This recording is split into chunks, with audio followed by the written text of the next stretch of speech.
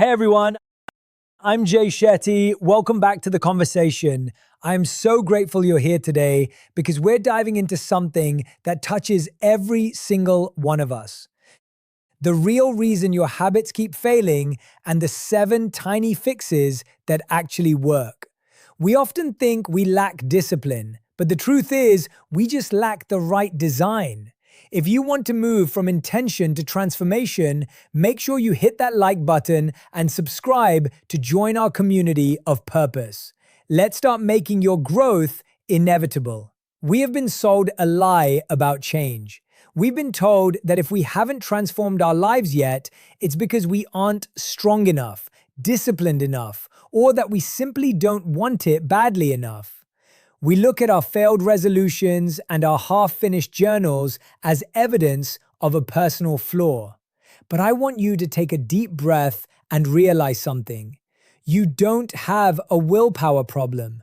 You have a strategy problem. Think about a gardener. If a seed doesn't grow, the gardener doesn't blame the seed. They don't yell at the seed for being lazy. Instead, they look at the soil. They look at the sunlight. They look at the environment. Most of us are seeds trying to grow in concrete, wondering why we aren't blooming. We try to change our entire lives in a single Monday morning, fueled by a burst of temporary motivation. But motivation is like a spark. It's great for starting a fire, but it's terrible at keeping it burning through the cold, dark nights. The real reason your habits keep failing is that you are fighting your own biology. You are trying to use your conscious mind to override your subconscious patterns, and that's a battle you will lose 90% of the time. We focus on the goal, the weight loss, the book, the business, but we ignore the rhythm. If you don't change the rhythm, the goal will always remain a mirage. We have become a culture of all or nothing, and because we can't do all, we settle for nothing. But what if I told you that greatness isn't found in the giant leaps? What if the secret to the life you've always wanted is hidden in the tiny, almost invisible adjustments you make before 8 a.m.? What if the reason you keep failing is actually the very thing that will lead to your success once you tweak it by just 1%?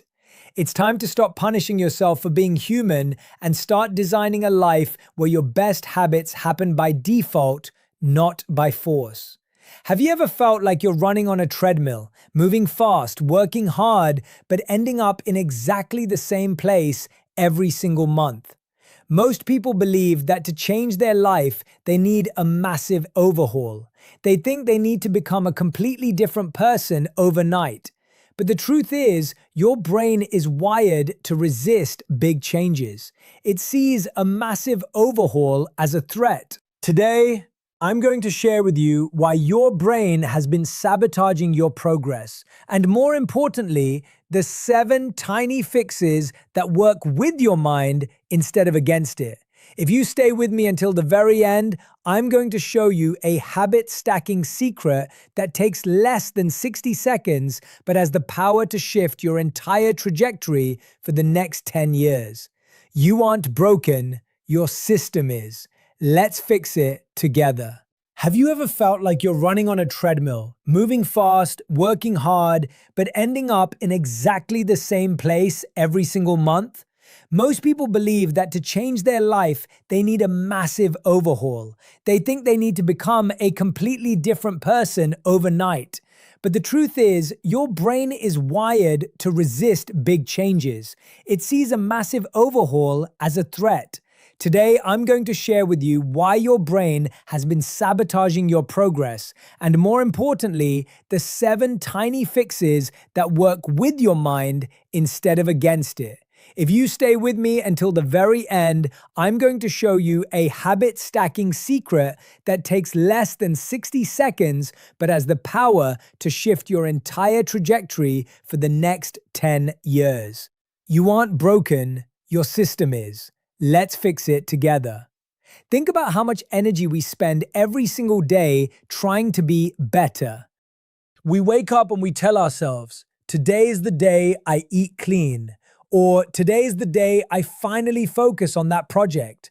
We rely on this internal muscle called willpower. But the problem with willpower is that it's a finite resource. It's like the battery on your phone. It's at 100% in the morning, but by the time you've dealt with traffic, a difficult boss, and the stresses of life, that battery is at 5%. And what do we do when our willpower battery is low? We revert to our default settings. We grab the junk food, we scroll on social media, and we push our dreams to tomorrow. The real secret to lasting change isn't about having more willpower, it's about needing less of it. This is what I call environment design. We have to stop trying to be stronger and start making our environment smarter. Your environment is the invisible hand that shapes your human behavior. If you're trying to read more, but your phone is the first thing you see on your nightstand, you're going to pick up the phone. Not because you're lazy, but because the path of least resistance leads to the screen. To fix this, you have to curate your surroundings so that the right choice is the easiest choice. If you want to drink more water, put a glass on your desk tonight so it's there waiting for you tomorrow. If you want to work out, lay your clothes out in the middle of the floor so you have to step over them to get out of bed. You are essentially leaving breadcrumbs for your future self to follow. We often think we are the architects of our destiny, but most of the time, we are just the products of our proximity. We do what is near us, what is visible, and what is easy. When you change the space around you, you change the pace of your life. You stop fighting yourself and you start flowing with your surroundings. Discipline becomes a byproduct of a well-designed room rather than a grueling mental battle. When the friction to do the wrong thing is high and the friction to do the right thing is low, transformation doesn't just become possible, it becomes inevitable. You aren't failing because you're weak. You're failing because you're trying to outrun a bad setup. It's time to stop blaming the seed and start focusing on the soil. Keynote number 1, expand it into 600 words. Don't add ending sentences. Don't add any headings. If you stay with me until the very end, I'm going to show you a habit stacking secret that takes less than 60 seconds, but has the power to shift your entire trajectory for the next 10 years. You aren't broken. Your system is. Let's fix it together. One of the biggest reasons we fail to start a new habit isn't a lack of desire, it's a lack of space. We try to shove a new behavior into a day that is already overflowing with commitments, stress, and noise. We tell ourselves, I'll find time to meditate, or I'll find time to learn that language. But time is never found. It must be occupied. This is where the concept of habit stacking, or the anchor method, changes everything. It's based on the understanding that your brain is already full of established neural pathways, habits you perform every single day without a second thought. You don't have to remind yourself to brush your teeth. You don't have to motivate yourself to make that first cup of coffee. And you don't need willpower to check your phone. These are your anchors. They are the sturdy, reliable points in your day that are already on autopilot. Instead of trying to create a new habit out of thin air, you simply stack your new desired behavior onto an existing one. The formula is beautiful in its simplicity. After I, existing habit, I will, new habit. Think about the power of that transition. If you want to start a gratitude practice, don't wait for a moment of peace that might never come. Instead, say, after I pour my morning coffee, I will say one thing I'm grateful for. The coffee becomes the trigger. The smell of the beans and the heat of the mug become the signal to your brain that it's time to be thankful. You aren't relying on your memory or a sticky note. You are hitching a ride on a train that is already moving. We often underestimate how much our brains love association. When you anchor a new habit to a non-negotiable part of your routine, you remove the decision fatigue that kills most progress. You stop asking, when should I do this? Because the answer is already built into the rhythm of your morning or evening. If you want to do more stretching, do it after you take off your shoes when you get home from work. If you want to floss, do it immediately after you brush. By stacking, you are using the momentum of your life to carry you toward your goals. This isn't just a productivity hack, it's a way of honoring the existing wisdom of your body. You are recognizing that you already have successful patterns, and you are inviting your new growth to live alongside them. It's like planting a vine next to a strong oak tree. The vine doesn't need to stand on its own right away, it just needs to cling to the strength that is already there. Most of us treat our habits like isolated islands, but when we turn them into a connected chain, they become much harder to break. You start to see that your day isn't a collection of random tasks, but a beautifully choreographed dance where one movement naturally leads into the next. This tiny fix of habit stacking takes away the stress of starting because the start is already happening in things you do every day. You begin to realize that you don't need more hours in the day, you just need more intention in the transitions. Your existing habits are the most powerful tools you have to build your future. And once you learn to stack your intentions, your growth becomes a natural extension of who you already are. You start a new routine on Monday, you're doing great on Tuesday, but then Wednesday happens. Life happens. You stay late at the office, the kids get sick, or you just wake up feeling exhausted and you miss your habit. In that moment, most of us do something very destructive. We tell ourselves that because we broke the chain, we failed completely. We think, well, I already ruined my diet with that donut, I might as well eat pizza for dinner. Or I missed my workout, so this whole week is a wash.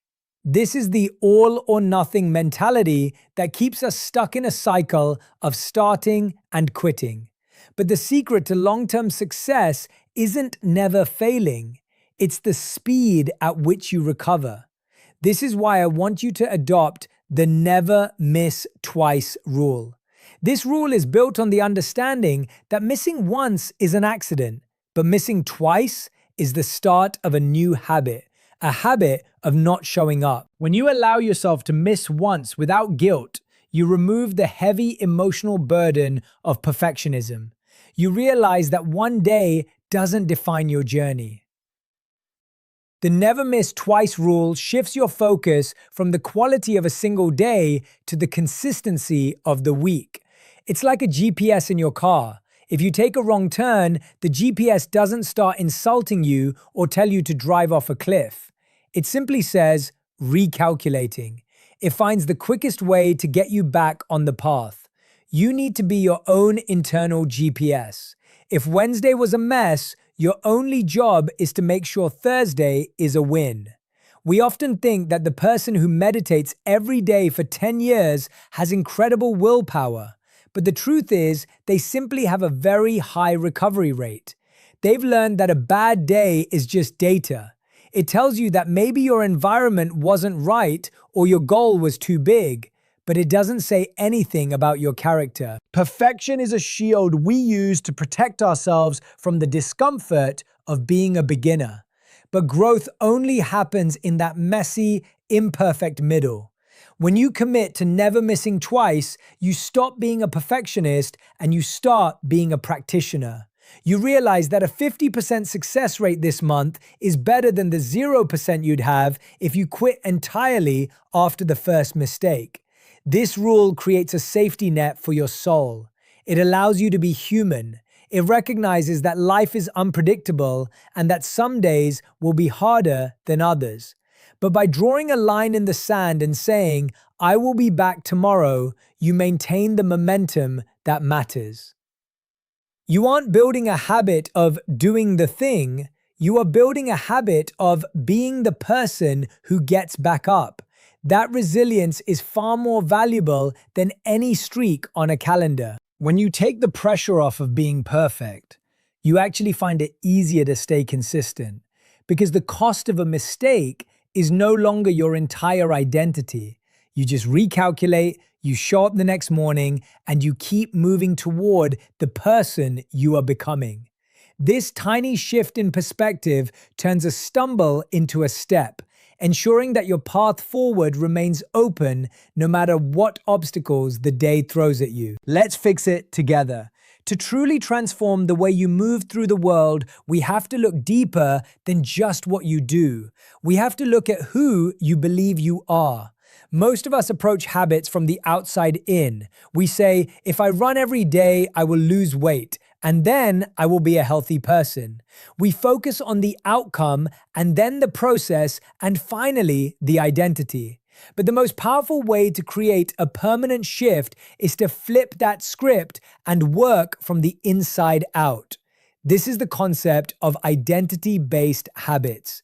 When you focus on the outcome, you are constantly reminding yourself of what you lack. You are telling your subconscious, I am not there yet, which creates a sense of friction and struggle. But when you start with identity, you change the very source of your actions. Instead of saying, I'm trying to meditate, which implies that you are a person who is struggling to do something foreign, you start saying, I am a meditator. When you say I'm trying to quit smoking, you are still identifying as a smoker who is attempting to resist a craving. But when you say, I am not a smoker, you have shifted the boundary of who you are. This isn't just wordplay, it's a psychological anchor. Your brain has a deep, innate need for internal consistency. We generally act in alignment with who we believe ourselves to be. If you believe you are a night owl, you will find reasons to stay up late even when you're tired. If you believe you are bad with money, you will subconsciously find ways to spend it. To make a habit stick, you have to stop fighting for a result and start voting for a new identity. Every action you take is a vote for the type of person you want to become. One single workout doesn't make you an athlete, but it is a vote for your athlete identity. One page of writing doesn't make you an author, but it is a vote for your writer identity. And when you accumulate enough votes, the evidence becomes overwhelming and your brain stops needing willpower to perform the task. It starts doing it because that's simply what a person like you does. We often wait for the world to give us a title before we claim the identity. But you have to claim the identity to earn the title. You don't need to be the best in the world to call yourself a runner. You just need to run. When you shift your language from I have to I am, you bypass the resistance of the ego. You stop looking for external validation and start looking for internal alignment. This tiny fix is perhaps the most profound of all because it turns your habits from chores into expressions of your truth. You no longer wake up wondering if you have the strength to be disciplined. You wake up knowing that you are the kind of person who honors their commitments. You start to realize that your habits are not just things you do, they are the building blocks of your soul. By choosing to identify with the growth you seek, you make the journey feel natural rather than forced. You allow yourself the grace to grow into your new self, one small vote at a time, until the day you wake up and realize that the person you used to be is just a story you used to tell. This is the ultimate destination of any habit. The moment it ceases to be a goal and becomes a part of your breath, a part of your rhythm, and a part of the very fabric of your being.